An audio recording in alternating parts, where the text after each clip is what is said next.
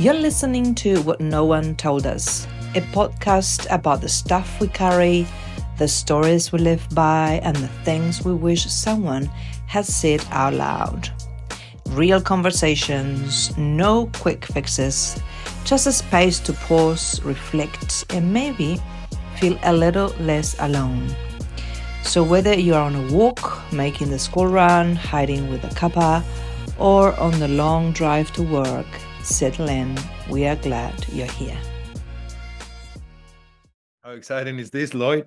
We got a guest. Unbelievable. Thank you, Michael, for joining us. This is our first time with a guest in these conversations, and the good thing about this is that there's not much introduction to have here, because all we need to say is that we know each other from sharing and from talking about feelings and talking about life and talking about successes, struggles, and all of that. Michael is joining us from Japan, which makes this very fancy. And yeah, so Lloyd is Papamoa, I'm in Auckland, and Michael is in Tokyo. Wow. How does it feel? 1 hour south of Tokyo. And 1 hour south of Tokyo on the coast. Oh, amazing. Wow. So that makes this podcast very important as well. Yeah, yes, you've made it in the world of podcasting. Welcome, Michael. It's really good to have you. Thanks, mate. Thanks. It's actually my first time. This is my debut. Amazing. So thanks for having me. Amazing, Michael. And as you know, we have this podcast, so we can share a bit about whatever comes across in any conversation, but also starting from a point of understanding where we're up to, what's happening. Michael, what's happening? How do you feel? Well, that's a big question.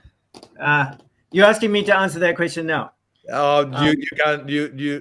I could ask Lloyd, but if you got anything that triggers What's happening now is, mate, it's an ongoing process of learning for me.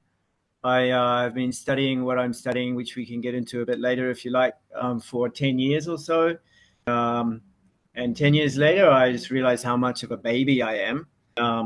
And so simple lessons, some really beautiful things that I learn and stuff, and lots of challenges. It's like I'm discovering to lose the materialism and expectations that I had before, and finding some kind of peace, So that's maybe the best I can answer as a quick answer. Oh, that's cool. We are probably, that's what's happening. We're probably all in the same boat and using the tools that we have available and things that come across to our lives, and then we try and we look and we adopt some, we discard some things, what sort of tools, Michael, you came across, and what you've been doing for 10 years? If there's any. Look, I guess I should just try and summarize my story, just for the sake of you and Lloyd and for anyone that's listening. So I lived in Japan. I came to Japan after university for no reason other than just to get out of New Zealand and live overseas and kind of start what I thought was starting life's adventure. And it kind of was. And I ended up here because I fell in love with the place. Got married, had kids and all that as well. But I'm here anyway. I love it. So somehow that led to me reaching a stage in my life where things were not working out, really not working out. And there's lots of background to that, but without going into too much, boring you in the details. At that point, I discovered that there is something I can do, and it has to come from me, and it kind of should happen, It has to happen. It's kind of one of those moments where you're a bit scared and you realize that you've maybe fucked up, or things, it's not going according to the plan. This isn't working out. I'm not happy. I'm doing this, and maybe I shouldn't be doing this, or whatever. Those kind of things were happening. And what are we talking about? What of my background? So but what actually other tools? Yes. To bring that to answer your question, is that got me into basically meditation. I went to a retreat. I learned meditation, and I started seeing it was always one of those things that I thought I can't do because I've always been really hyperactive and really like a kind of ADHD. Probably could be diagnosed as that if I bothered to get a diagnosis. And can't sit still and talking all the time and stuff, just that's not my kind of character. And so I thought, oh, meditation's basically impossible, Mm-hmm. And it was, and it still is really hard. Like now it's really hard for me. I challenge myself every day. But that tool's the key tool.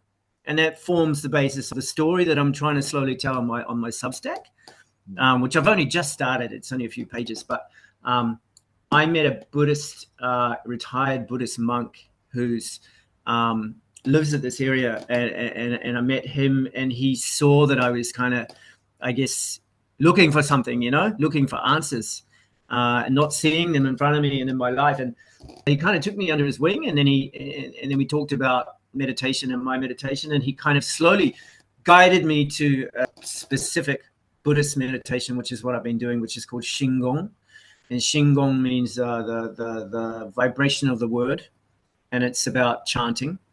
And it's ancient, it draws. It's called Mahayana Buddhism, but it's the Japanese form of it, and it's changed a bit when it comes to Japan. And it's really unique in the world, and I'm very lucky to have found it. And anyway, that's a huge long story, which would take up 10 podcasts. So, but sorry. Diego, getting back to your question, the tools for me are all born of meditation and chanting and the introspection, I guess, that comes with it, and one-on-one sessions with my sensei. Sometimes exercise has been a tool, and it is a really good tool. It's a really good tool, I think. But yeah, that's how I've started transforming really how I live, I guess. If I can just jump in there and yeah. Thank you for sharing. My ears kind of pricked up when you mentioned the word chanting. Really? Yeah, I know. I've started to read a bit more about science around vagal nerve stimulation and how in the different forms that you can do to exercise this really incredible nerve that runs literally down the center axis of the body. But it is responsible massively for emotional regulation, as well as a lot of other things. And when you said chanting, I automatically thought of that. And I would imagine there's some really strong link between chanting and the benefits of that, on the body. Do you notice? Can you tell us a little bit more about what you notice when you're just on the tip of an iceberg, eh? And then no exaggeration. Sure. I'll okay. The first time a close friend of mine invited me to a Buddhist group in Tokyo, and they're this kind of international. I don't go hang out with them as much anymore, but they're awesome. It's an awesome kind of organization. It's called Shinyo-en in Tokyo. Anyway, it's a kind of Western welcome place where they're Japanese Buddhists, but they make the doors very open to foreigners. Mm-hmm. And so they have a lot of explanations in English and stuff. Anyway, that's why he asked me. And I went there, and the reason I'm saying this is it's the first experience of ever chanting. Mm. And mate, I it's not as though I had this inspiration at the moment saying this is what you need. It wasn't quite that, Mm. So I'm not going to glorify it or, but I tell you what, I got into this room and there's all these people. It's quite a big community, this Shinyo-en Buddhist community. Anyway, he gave me the book, and it's in English. And he said, this is the chant we're doing. So just if you don't feel comfortable, don't worry. You can just sit there. But if you feel like chanting, please go ahead. And don't worry if you think you sound weird or, just really nice. And I sat down, and they do the chant, which now I know very well. It's the Heart Sutra. Oh. And in Japanese, okay, it's called Hanya Shingyo in Japanese. It's kind of the core message of all Buddhism, probably. But anyway, that's the meaning of it. But it's a chant. And when I did it, of course, that felt weird, because these people were, like when you go to church. I don't know if you guys went to church. I used to go to church when I was a kid. Parents would force me, and they have singings and they recite things, right? And when you're not used to that, it feels a bit weird, right? It's like all these people talking in unison. But so for me, I'm a little bit sensitive, so I feel kind of like a embarrassed or, you know, like shy or those self-conscious, Mm. feel those things. But when you get over that, then you kind of, there's this kind of warmth of a community Mm-hmm. that I think you get in church as well, to be honest. But for me, in that thing, it was, in that situation, it was the I guess the unified group of people with the same kind of, they're all doing it for the same reason. They want to feel good, or they want to be happy, or they want to say thank, whatever that is. They're all good things. And you kind of, I guess you're nestled in there with them. There's this kind of warmth feeling. And then that chant itself, I think, Lloyd, as you say, I mean, there's the deeper ideas why, which we don't have to go into, but on the very simple level, the vibrations, I think of them as a code almost that transforms into, well, it's a vibration, right? That's exactly what it is. Yeah. And the more you get into it, I'm doing about 20 chants. 20. Wow. Some of them are called mantras, where they're more direct and they're short and you memorize them. Some of them are called sutras, which is like a heart sutra, and you're chanting a whole like book, you know, like a mini book, long thing. There are 80,000 of them, dude. Wow. That's how many have been recorded in more than 2,000-3,000 years ago, you know, or between about 1,000 to X thousand years ago, right? Yeah. And the mind-blowing thing about them for me is that, and my sensei told me this, which of course I didn't believe, because, you know, you just think, well, whatever. But they're all designed, apparently, for different effects on your, now I didn't know about the vagus nerve, right? That's new to me, Lloyd, so I'm very keen to hear about that. But I'm coming from the place of more, okay, I can see how it feels and I can remember that feeling, and let's just gauge that. And if I just use that, my own experience, and compare it to when chanting the other ones, there's a distinct difference, real different. So they're kind of coded for some reason, and we don't know what, but if you practice and practice, and it takes a lot of time, but after a while you do feel that difference. Some of them are like a more calming. Some of them are more like you feel like they're adding power, you know, some kind of strength. Some of them are more like removing, like they're for purification. So if you have a tendency to negativity for some reason, is something in there that you have to kind of like eke out, you know, or let it get out. Some of them are designed, you know, for that. So there's a really deep topic. It sounds a lot like the yoga, and I'm not sure how familiar you are with yoga, but I've been practicing yoga for quite a long time now, and the various postures, or they call them asanas. You know, a very common one might be, you know, like a forward fold, or a downward dog, or a puppy pose, child's pose, that sort of thing. Those are the Western names, but they have Sanskrit names for them as well, the actual names for them. But very similar in terms of what you're saying. You know, they have a effect on the body, but not just the body, but the mind. And there's the combination with breath as well that goes with it. So really interesting how the similarities there between the different cultures. Yeah, I believe that every ancient culture have already been through transformation all the time. There's some, I think transformation doesn't not start with us. That's right.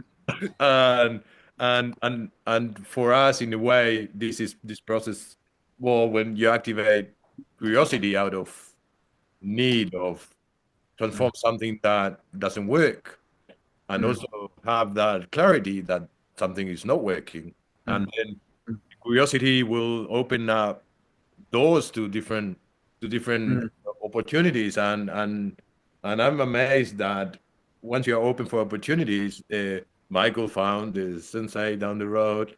They come. Yoga, I found, you know, the very beginning landmark and other stuff. So it's all about, you know, when the perception of something is not working well in life, and asking yourself, is this it, or is there anything? And then when you open that door of curiosity and you start looking, there were people actually doing this forever, questioning themselves, is this it? Or who are we? Or what are we doing here? And suddenly the whole world opens again, and life becomes a different. Can I ask you guys a question? So when you found that thing, whatever it is you're using the example of now, tell me, did it take someone to guide you there? Or because it seems to me that, well, at least for me, always I found someone that helps me. And usually they guide me somewhere that I will need to go or something. Did you guys have that same experience? Have you got one, Lloyd? Or Yeah, I got one. I worked with a coach in 2 years during a really difficult period in my life, and I deliberately asked for that person to come into my life because I was at a stage where I felt like I needed help, and it was really influential on me. Yes, I do believe that if you're ready for help and you intentionally are available, then that comes into your life one way or another. It's so long as you're open to it, and it's in many forms. It doesn't have to be a sensei or a coach. It could be a lot of things. Nature has also been a huge healer for me. Michael, I'm really curious, and look, in this podcast we dive deeper into things, and we often explore some fairly vulnerable spaces for each other. I'm wondering if it's okay with you that you might be able to tell us a little bit more about what led you to that point where you described things weren't working out for me. Those are your words, and I'm wondering, can you just shed a little light on that for us, if you wish? Okay. My marriage was not working out from time before that, but we'd kind of reached a status quo where we lived separately, and somehow things kept going. I live in Japan, and divorcing was a little bit scary because there are different laws around who gets to see the kids and who doesn't, and there's a lot of unknowns, and it was just a place I didn't even want to mentally go, So we was a status quo of living apart that just kind of became the norm. It was something unresolved about that I guess wasn't sitting well, and I was escaping from life, boozing. I always drank quite a bit, but I was just doing too much. And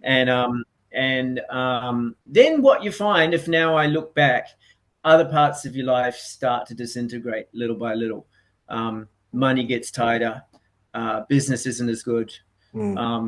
Little things, but you have different aspects of your life that kind of hopefully are in some kind of flux whereby things tend to roll forward. Okay.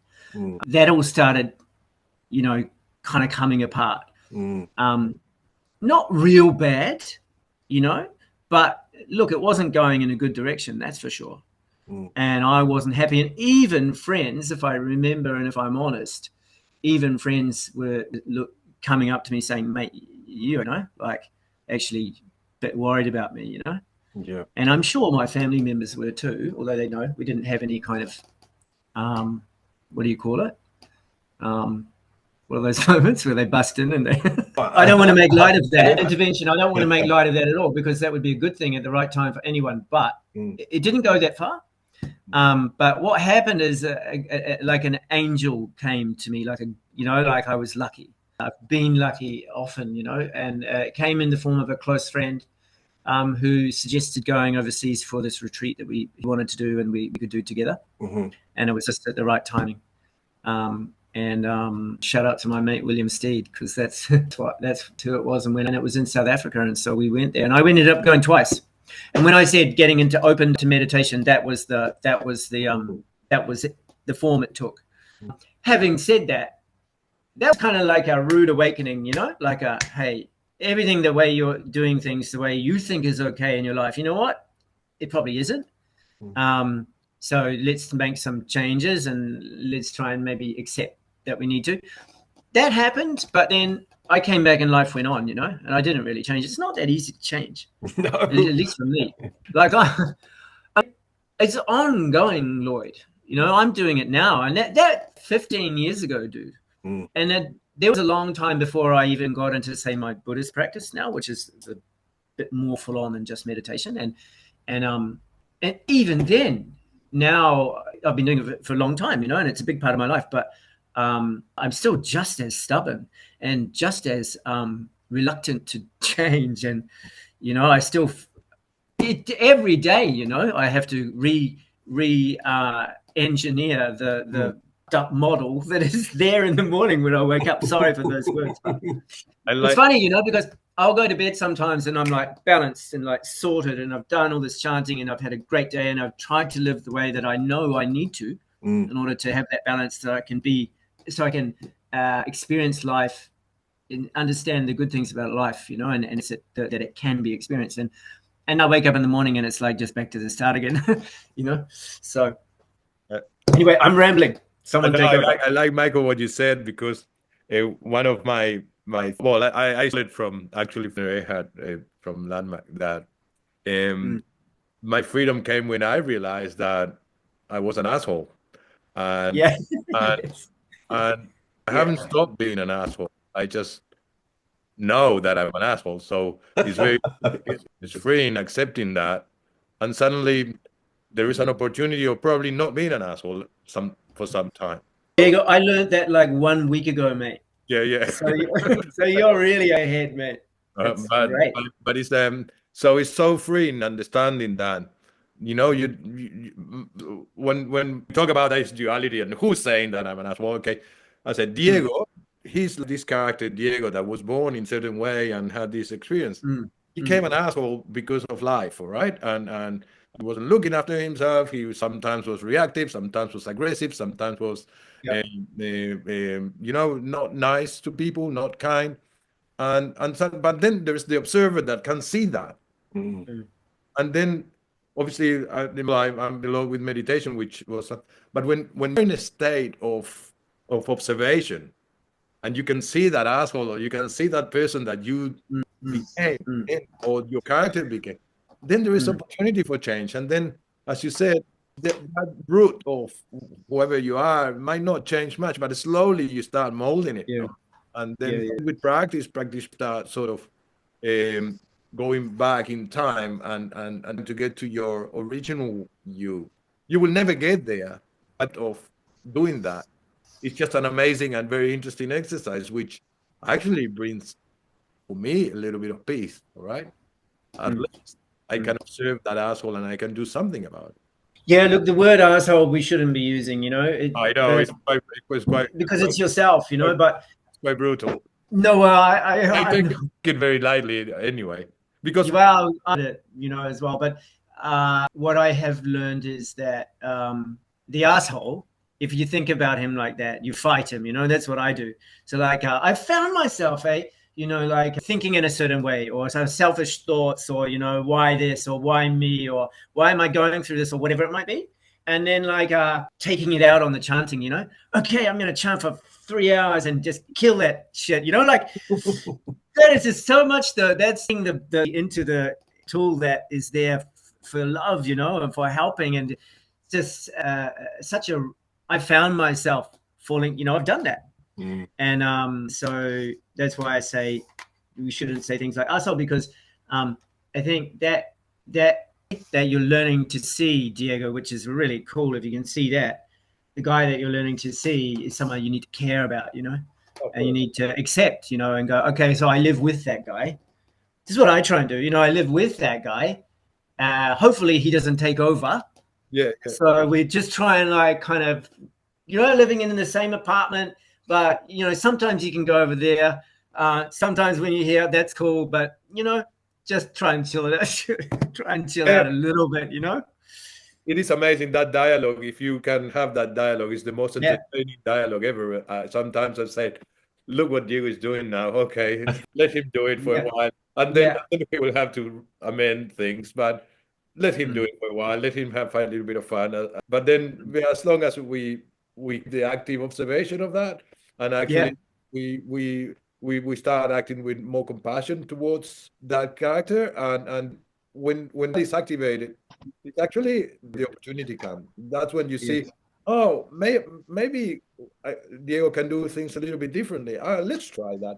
But when you said, when there is a constant fight, or I'm not going to move, or the stubbornness and all of that, it's hard to move. So for me, when I said the asshole but I look at Diego like that with smile and with a lot of right. You know, he's doing what he can, and then you're observing that, and suddenly, you know, can do something differently, and then you're open to that, and those angels come, and observation gets a little better, and then you see more things, and then expansion comes, and then the possibility of changing habits or change or or different choices appears. And so that's a little bit. I think what we all of us are hard to define. You know, we try to point to that direction, and we're using words for that. But yeah, it's really hard to do. But yeah, Michael, I'm just going to jump in and say, yeah, I was really resonating when you were talking about chanting the asshole away. And I'm not sure if that's verbatim, but it kind of was the gist. it doesn't work. I used to do that a lot too, you know, like when I first started what I call like this, you know, the transformation process and about the assholes, right? Or the noisy neighbors. We've talked a bit about this in previous episodes. The noisy neighbors that show up. When I started to learn about them, it was like, oh my God, I don't want to be these people at all. You know, so there was a process. It's like pulling back the curtain in The Wizard of Oz. You know, all of a sudden you're like, oh God, this is ugly. I don't My assholes probably look a little different. Oh, that sounds really wrong, but my neighbors sound a little different to yours, and we've all got different ones, but I did not like mine. So when you said to me, you know, it was like chanting away the assholes, it's like I used to do that too. Like whatever I can do, I just want to get rid of the asshole. And I think the moment that you do that, you create another asshole. Yeah, I mean, I remember just being in despair at that moment. So it was the only thing I could register to do, you know, and in a sense, it worked in a way, because what happened is I got really tired after a couple of hours, and then I realized how ridiculous what I was trying to do was. So I got there in the end. It's not the easiest way to go, you know. So tell me the chanting, Lloyd. What is the kind of chanting that you're doing? I'm not doing any If I can chanting. ask. But in the past, I have practiced quite a bit of Kundalini, another form of yoga, Okay. which does incorporate a lot of chanting and they call kriyas, which have specific purposes. Yeah. Should actually before the Heart Sutra, and I wonder if that's very similar to the chakras. So the heart chakra, for instance. Yeah, but I'm still, look, hey, in this forum, we don't really do a lot of the science stuff. I'm very interested in vagal nerve stimulation, but to be honest, it's like you said, the tip of the iceberg. I still know very little about it. What we like to do is speak from experience. So I know, and this is kind of how I asked you the question around chanting. I know how I feel when I do yoga, and I know how I feel if I chant, or I know if when I turn the volume up in my car to my favorite songs and just let rip, I know how I feel afterwards. So I'm going to put this back to you. How do you feel when you chant? Yeah, I was just thinking that when you said the car thing, so that's a way of removing stress, isn't it? I guess what happens at that moment maybe is your stress goes out the window, and so you feel that instant little bit of freedom, being free from a mind that's otherwise channeling you into like a whirlpool of stuff that is there that you maybe want to hopefully try and sort or whatever, right? Chanting will do exactly the same for me, and it will. I mean, there are different purposes for different chants. So if you really get into it, of course, the default and the simplest benefit is that completely removes any negative thought, negative energy disappears. It just after a while, and you start to feel the chant. So you know, when you'll know this from breathing in yoga, but your body relaxes, you know, more and more, and as it relaxes more, you can feel the vibrations to a different level.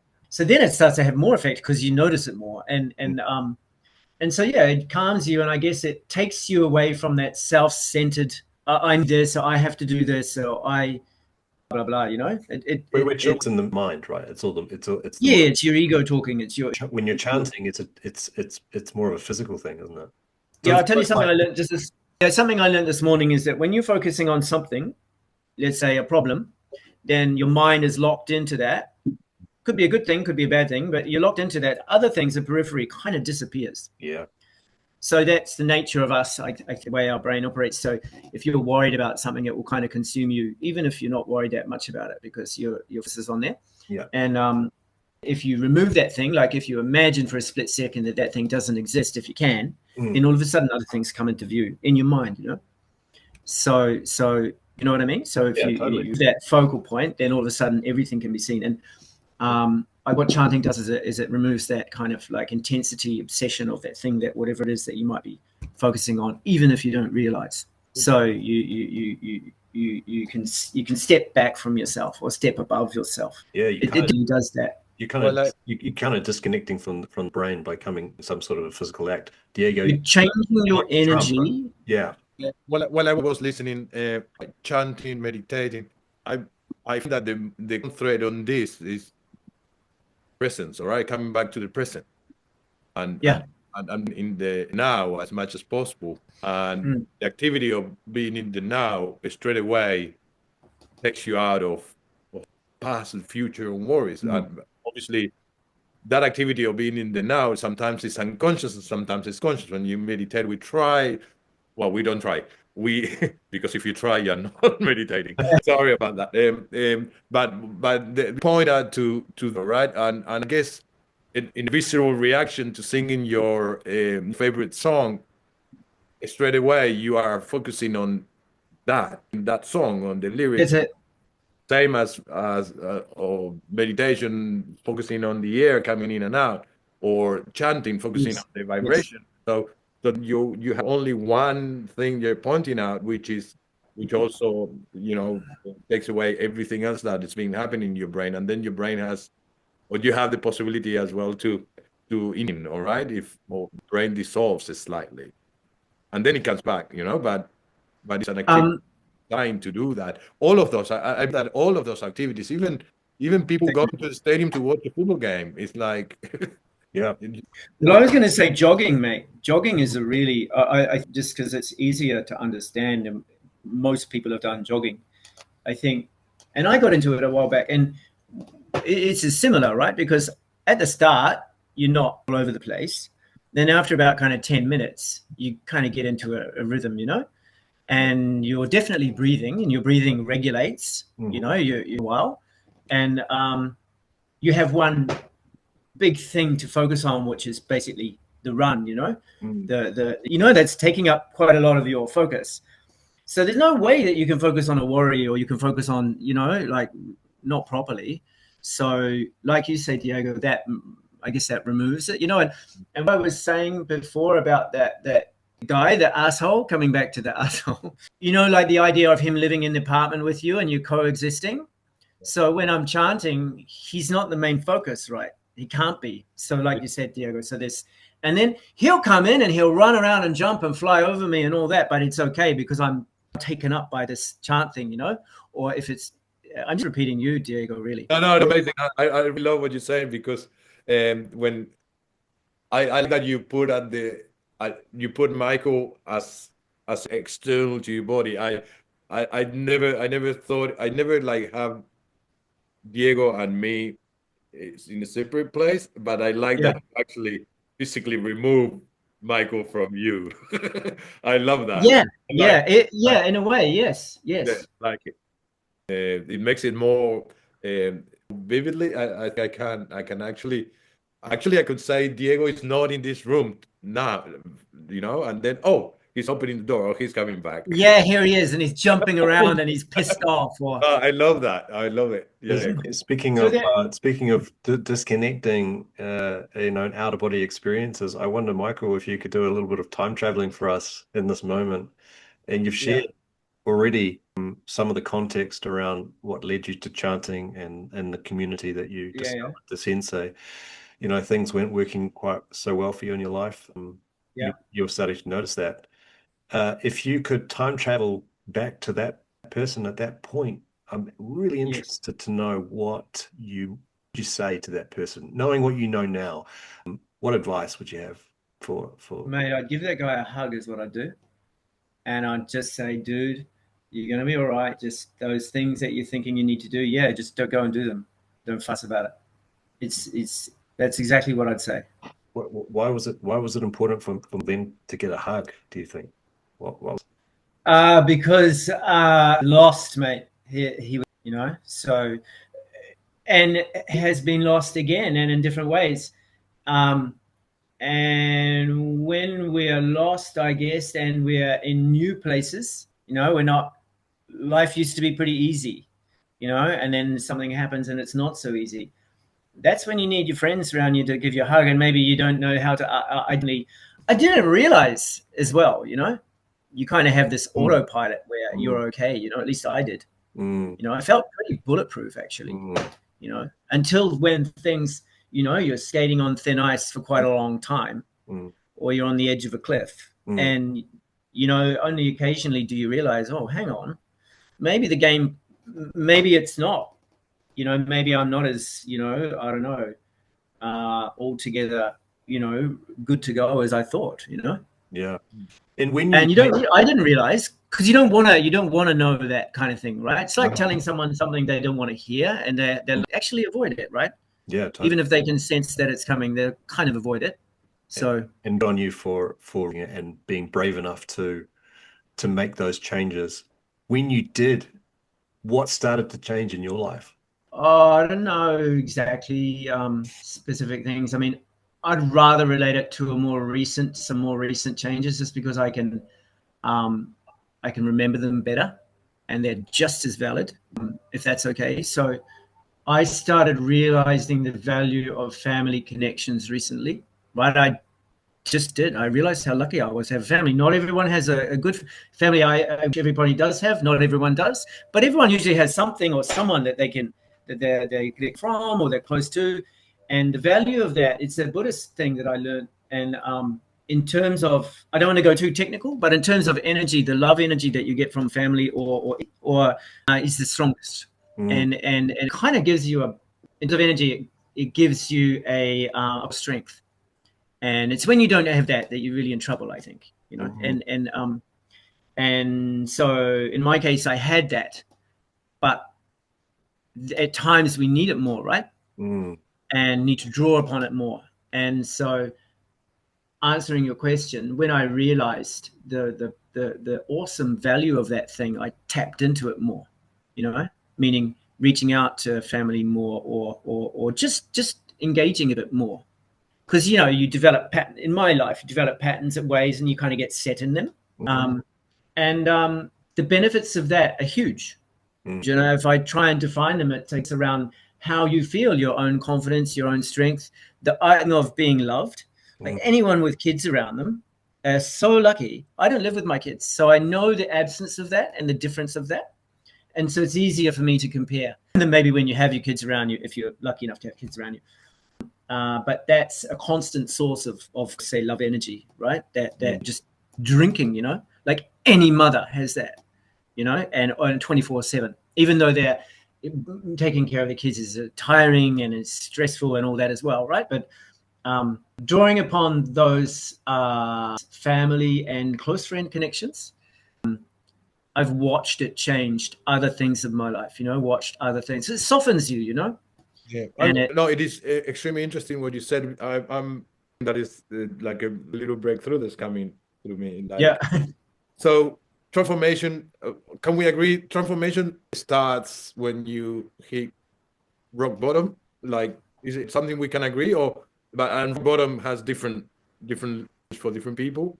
But is that a moment where you decide life is not working? Is that I don't know if it has to be that, but I think it's pretty common for it to be that. Yeah, it could be one of the times. I think we're transforming many times over in a lifetime. But my question is that when you hit that moment of discomfort or something happening in your life, or a divorce, accident, lose a job, whatever triggers that, there is a decision to be made. There's a little light that takes you back, or to show you that there is an exit when there wasn't. And for some people, that light doesn't exist, unfortunately, or they choose not to see it, unfortunately. I'm just wondering what you just said, Michael, all those links to family, friends. Yes. That is probably translated into love, some hidden link to love. And I wonder if that's one of the elements that make the choice of going for the light as opposed to keep sinking. Or because I that we are lucky that I believe there's a lot of lack for us to be talking about what we're talking about. We are not talking about keep destroying ourselves. We're talking about fixing. trying to get a better experience in life, all right? So what is, so my question, can we, now it's just I don't know if there is an answer, but what is that thing that kept us alive or want us to, I think it's curiosity. I think it's connection, you know, and I think we rock bottom or any point in our life of that we potentially feel disconnected. You know, connection is a basic human need. It's incredibly important. Connection not only to others, to family, to friends, community, but also connection, importantly, to yourself, your inner world. And so for 40 years of my life, I think I was completely disconnected from my own inner world. So when I started to discover that, it was like opening up a whole new world. Transformation was alive and kicking at that point. And where was I feeling disconnected? Yeah, myself. But yeah, for sure, you know, your kids and family provide an incredibly grounding reservoir, you know, to go on. And like you say, to have kids or family or even a friend or a neighbor, you know, because there are a lot of people that are really, really geographically in this world, you know, that they're isolated. To have one person in your life that you know that you can feel that sense of connection is important, let alone, you know, have a couple of kids or a wife or a community like, you know, your community you were referring to earlier, Michael. How important is connection to you? Well, yeah, it's the fundamental. So something that I was just thinking to share, which is, I don't want to get too technical, but the fundamental thing about, and it doesn't need to be Buddhism, right? Because that's just one philosophy, but is the idea of that there is no self. So if we can, without launching into that topic too much, but when we're disconnected, it's about us. Like imagine if you live life, you've got lots of money, you've got things are all sorted, you kind of don't need anyone else, right? That's, you know, a Buddhist thinker will argue that that's the beginning of the end, you know, because you just can't go on like that because the circumstances will change. Maybe your health deteriorates, you know, you need that, right? And it's like when we realize, if we can realize that we're actually, there is no self, like we are part of everyone else. Like, so there's only energy, you know, we're just waves of matter, you know, and nothing really, there's no space in between me and the next person, right? If you really boil it down. Yeah. So we are connected. And so when we are tapping into those love connections, you know, the closest people that you have, then you're joining that, you know, you're taking part in that connected idea rather than trying to pretend you're in some bubble, you know, which you'd be okay for a while, but it's not sustainable. So I don't know how well I explained that, but and point what I will have again another thing. So when you get rock bottom and then you find the light that become that, you know, brings an angel, brings something, and you are very open to discover. That's, for me, that's the meaning of life. That's when you find the meaning of life, which is not only for transformation. That's what we should be living every day. That little, because there's, so I'm saying is that all we have, in my point of view, in this life, and what I'm aiming for, is that we need is connection and word love and compassion and acceptance. All of that is in that little moment where you decide that you want to transform. And then we said, oh no, I'm transformed, I just don't need that anymore. No, we need that and then everything else is actually relevant. It's sort of a set up activity in life that we learned from a source we learned when we were little, and we kept going that way. But the discovering that all we need is that connection and that and part of the universe. That's all it is. And there are different ways of feeling that, through vibrations, through this. I feel extremely alive on this forum right now. Amazing. Thank you.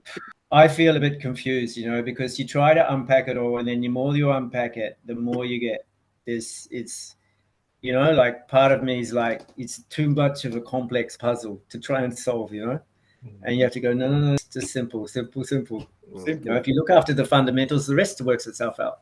Yeah, I guess. yeah, just beautiful. Wow, amazing, and so cool, Michael, to find that regardless what activity you've chosen to do, regardless what you live in the world, regardless, and we are sort of like middle-aged men, like went through some things. We are also very lucky men that we have resources. We have the you know, we have Friends, friends, we have food and all of that. We will never die on starvation or anything.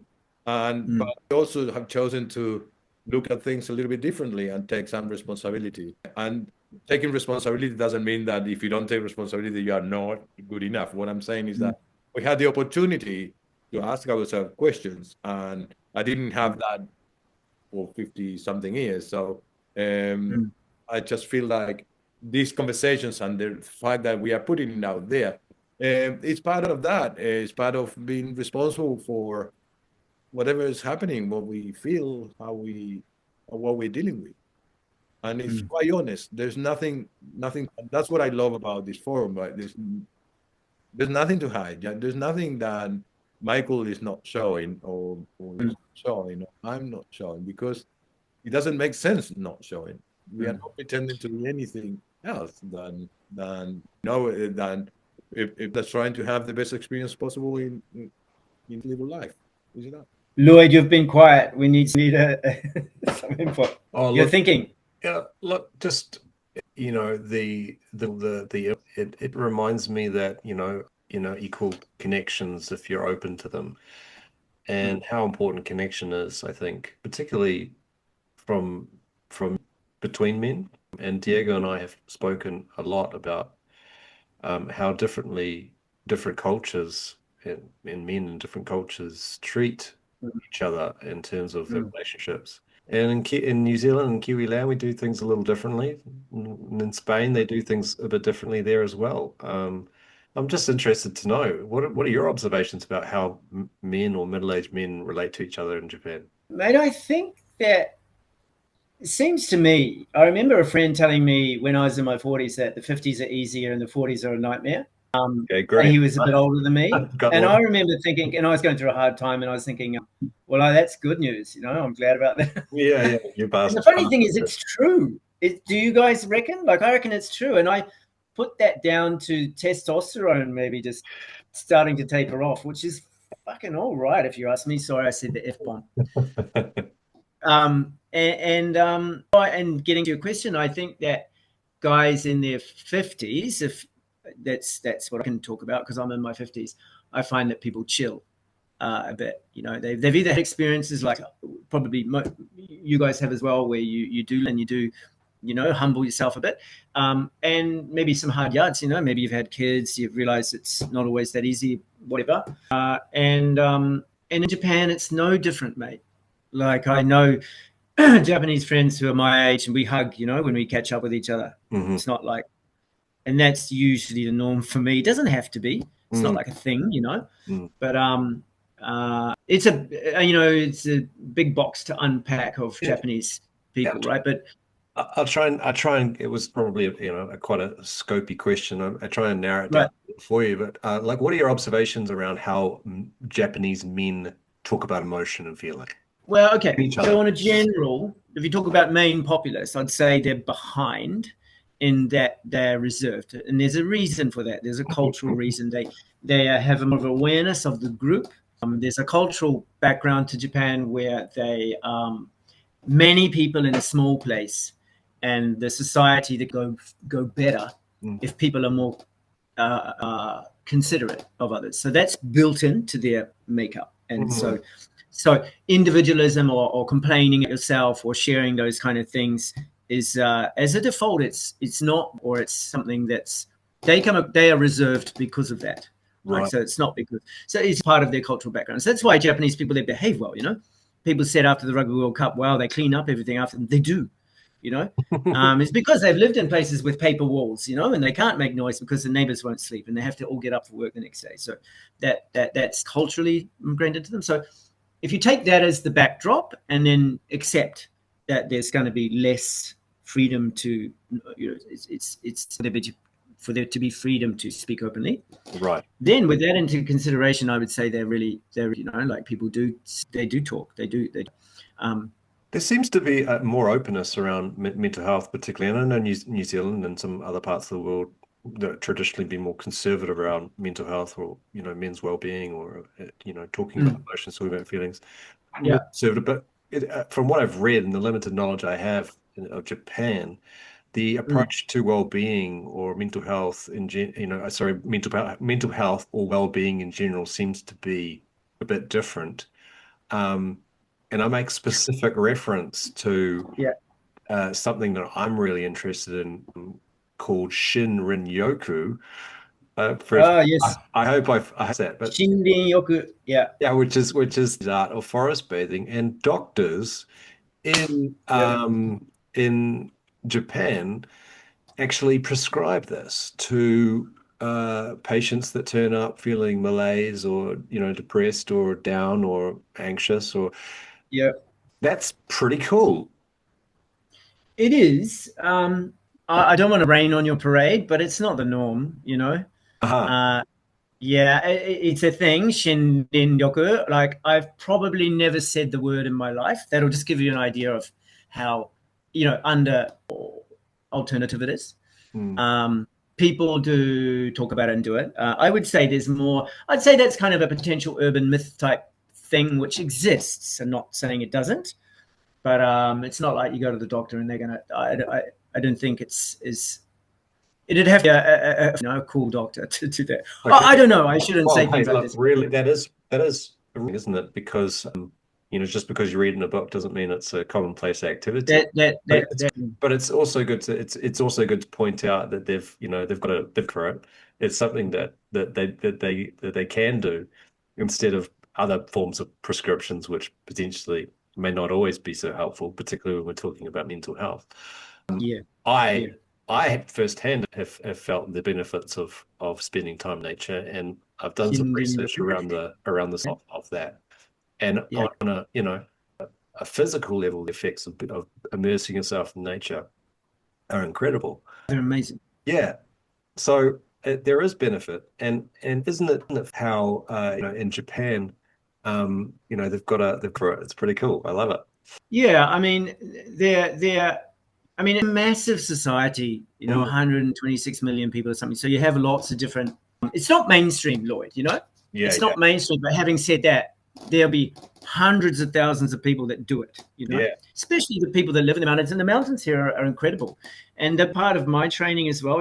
Because the energy is different in the mountains. So, I think it's walking in mountains. That's one of the healthiest things to do, because you're doing all that repetitive, your breathing and stuff's happening whether you like it or not, but you're also absorbing nature and the energy that comes with nature, so you're kind of replacing the city vibe you have with a fresh, a new, like a cleansing. Like I notice on a physical and a mental level, if I have myself to some sort of nature, even if that's just sitting in the backyard, too much time in front of a computer screen or in the city in a car, we probably don't appreciate as much as we should just how not helpful that is for the way we are constructed as human beings. We need to be in natural environments.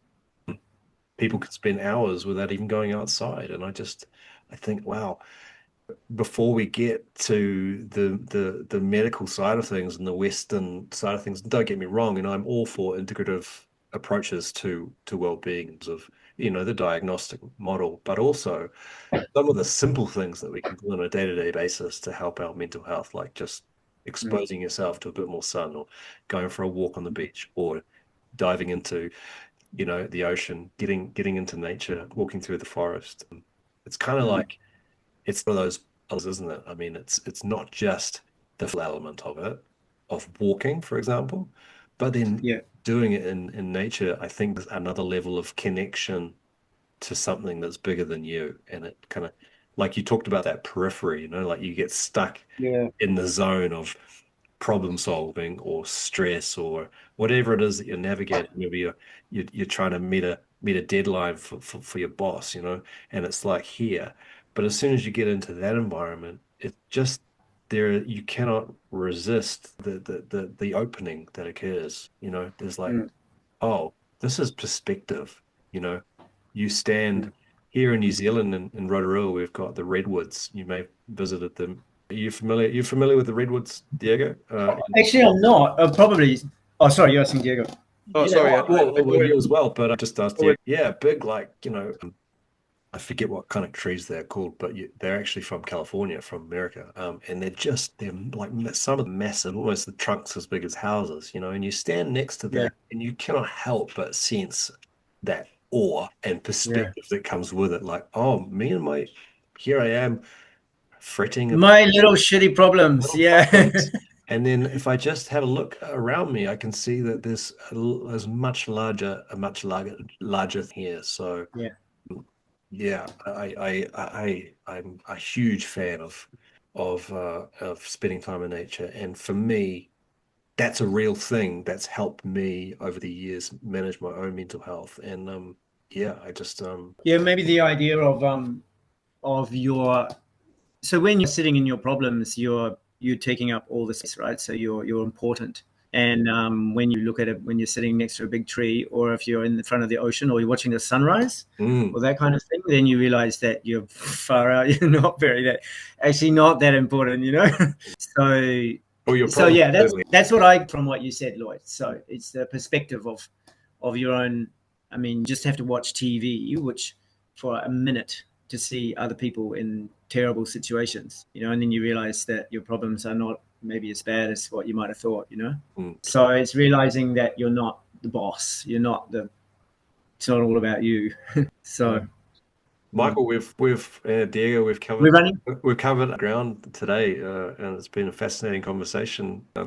Any final thoughts? Yes, something I was going to share, and it's going back to the asshole that you're living with in the apartment. Okay, so sorry, the asshole that we're deciding is the guy that we have to care about.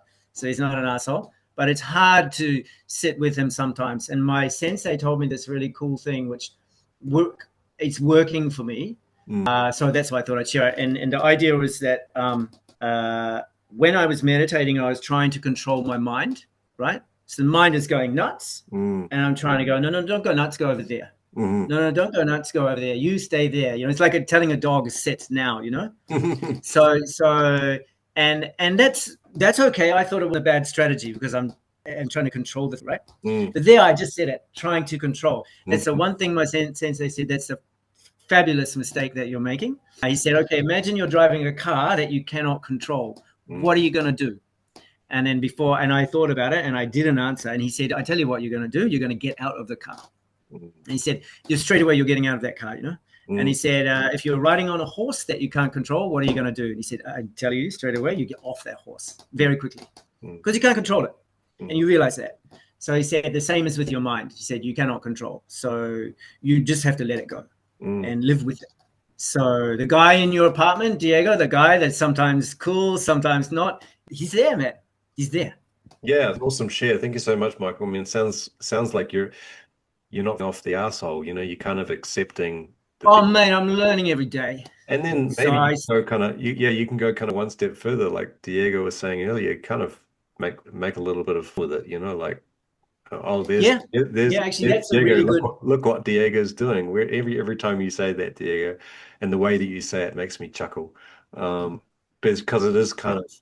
There's an incredibly empowering result, you know, like when you allow yourself to step back and just look and go, well, yes, observing what's going on rather than, like you said, just staying in the car and trying to control something that's going like this, right? It's not supposed to be. Yeah, and I think it's a beautiful moment, mate. And I don't even know if I've gotten there, but I think maybe I have sometimes when you can actually accept that that's you know? And there's a point you reach and you go, okay, let's go from here, you know? Yeah, I think anyone that's listening that might be starting out on the journey of transformation and starting to get to know a few more of their assholes, I would say, awareness is 9/10. Once you have that, I think you're so much further ahead of the game, and the rest is just practice and refinement. Wouldn't you say, Diego? Yeah.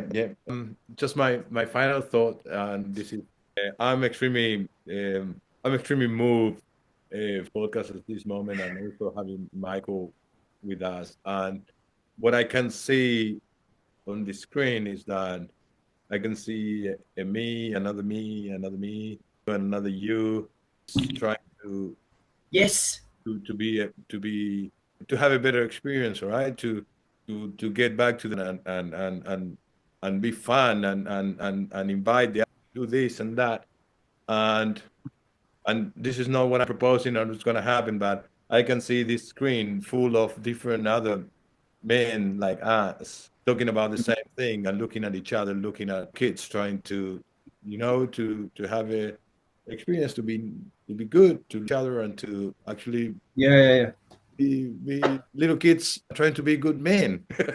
and as much as we can, so I'm very, very moved for this, and hope I don't do anything, because I'm not looking for a crowd, but hope one or two would actually benefit from what's happening. Well, my parents are going to see it, so so there's a I'm going to share it with. Hey, Michael's parents.